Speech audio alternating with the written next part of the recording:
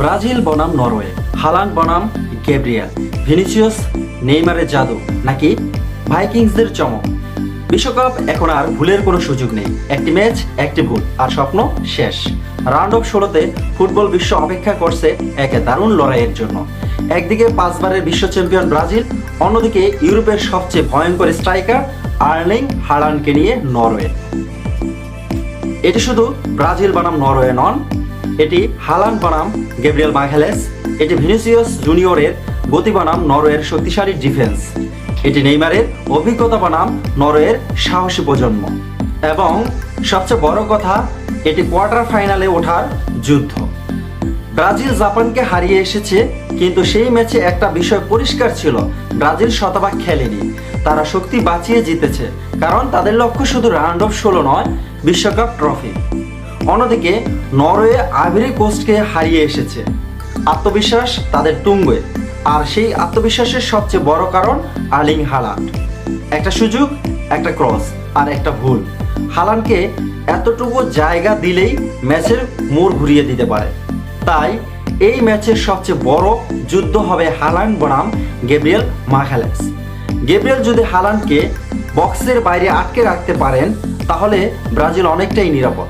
কিন্তু যদি হালান্ড একবারও ডিফেন্ডারদের ফাঁকি দেন, তাহলে ব্রাজিলের জন্য বিপদ অপেক্ষা করছে।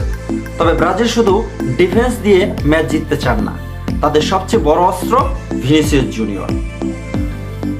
1 ভার্সেস 1 পরিস্থিতিতে ভিনিকে থামানো বিশ্বের যে কোনো ডিফেন্ডারদের জন্য দুঃস্বপ্ন। তার গতি, ড্রিবলিং, মুহূর্তেই ম্যাচের চিত্র বদলে দেওয়ার ক্ষমতা ব্রাজিলকে অন্য উচ্চতায় নিয়ে যায়। আর যদি ভিনির সঙ্গে ছন্দে থাকে নেইমার, তাহলে পুরো ম্যাচটাই বদলে যেতে পারে। নেইমার শুধু একজন খেলোয়াড় নন, তিনি ব্রাজিলের মস্তিষ্ক। তিনি কখন গতি বাড়াতে হবে, কখন খেলা ধীর করতে হবে, কখন একটি পাস পুরো ডিফেন্স ভেঙে দিতে হবে, এইসব তিনি অন্যদের চেয়ে ভালো বোঝেন। ভিনি যদি ডান বাম দৌড়ে ডিফেন্সকে ছিন্ন ভিন্ন করে দিতে পারেন, নেইমার সেই ফাঁকা জায়গাগুলো কাজে লাগাবেন। আর এই জুটি নরওয়ের সবচেয়ে বড় চিন্তার কারণ। তবে নরওয়েকে ছোট করে দেখার সুযোগ নেই। তারা শারীরিকভাবে শক্তিশালী, অ্যাটাকে দুর্দান্ত এবং কাউন্টার অ্যাটাকে বীরধ্বংসী। ব্রাজিল যদি অযথা অনেক খেলোয়াড় নিয়ে সামনে উঠে যায়, তাহলে হালান্ডকে থামানো কঠিন হয়ে যাবে। আরেকটি বিষয় ব্রাজিলকে ভাবাবে, ইতিহাস। অতীতে নরওয়ের বিপক্ষে ব্রাজিল কখনোই খুব স্বস্তিতে ছিল না। তাই এই ম্যাচ শুধু নাম নয়, মাঠের পারফরমেন্সেই সবকিছু নির্ধারণ করবে। আমার মতে ম্যাচের চাবিকাঠি 3টি। প্রথমত, গ্যাব্রিয়েল কি হালান্ডকে 90 মিনিট নিয়ন্ত্রণে রাখতে পারবেন? দ্বিতীয়ত, ভিনিসিয়াস কি নরওয়ের ফুলব্যাকদের বারবার হারাতে পারবেন? তৃতীয়ত, নেইমার কি নিজের অভিজ্ঞতা দিয়ে ম্যাচের গতি নিয়ন্ত্রণ করতে পারবেন?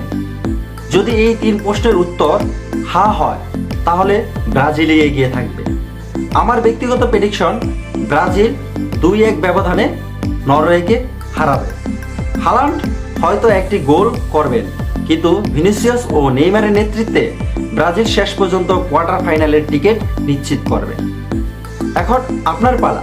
আপনার মতে হালান্ড কি ব্রাজিলের ডিফেন্স ভেঙে দেবেন, নাকি গ্যাব্রিয়েল তাকে আটকে দিয়ে সাম্বা ফুটবলের জয় নিশ্চিত করবেন? কমেন্টে আপনার স্কোর প্রেডিকশন লিখে জানান। আর এমন ফুটবল বিশ্লেষণ পেতে ফুটবল ক্লাসরুম চ্যানেলটি সাবস্ক্রাইব করতে ভুলবেন না। ধন্যবাদ।